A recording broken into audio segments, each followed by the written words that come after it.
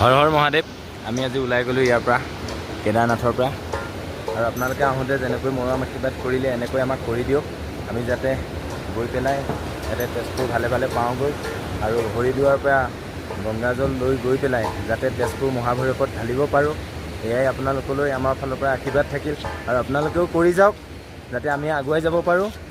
আৰু সকলোকে মোৰ ফালৰ পৰা এটাই কওঁ, সকলোৱে যাতে হৰ হৰ মহাদেৱ লিখি দিব, আৰু আমাৰ ভিডিঅ'টো এটা ছাবস্ক্ৰাইব কৰি দিব, এটা লাইক কৰি দিব, এটা কমেণ্ট কৰি দিব দেই।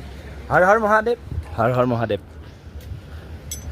আমি ওলাই গ'লোঁ, চাই লওক এয়া ৰাতিপুৱাৰ পৰিৱেশ। অলৰেডি এতিয়া আমি 7টা বাজিলে ওলাই গ'লোঁ।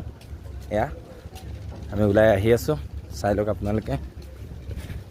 পৈদল যাত্ৰা হৈ গ'ল। এয়া আমি খোজকাঢ়ি কাঢ়ি আহি আছোঁ। এয়া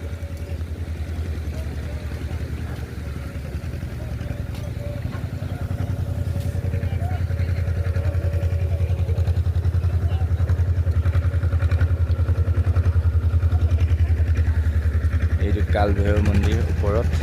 মই নগ'লোগৈ, কিন্তু নোৱাৰিলোঁ, বহুত ঠাণ্ডাৰ কাৰণে। একো নাই, বাবাৰ ওচৰত দৰ্শন কৰিলোঁ। বাবাই দুৰ্গাক নধৰিলেই হ'ল, আৰু হৈ গ'ল। দৰ্শন কৰিলোঁ ইয়াৰ পৰাই। আপোনালোকে চাই গৈ থাকক, আপোনালোকক জেগাবোৰ দেখাই গৈ আছোঁ। আৰু হৰ হৰ মহাদেৱ লিখি দিব দেই।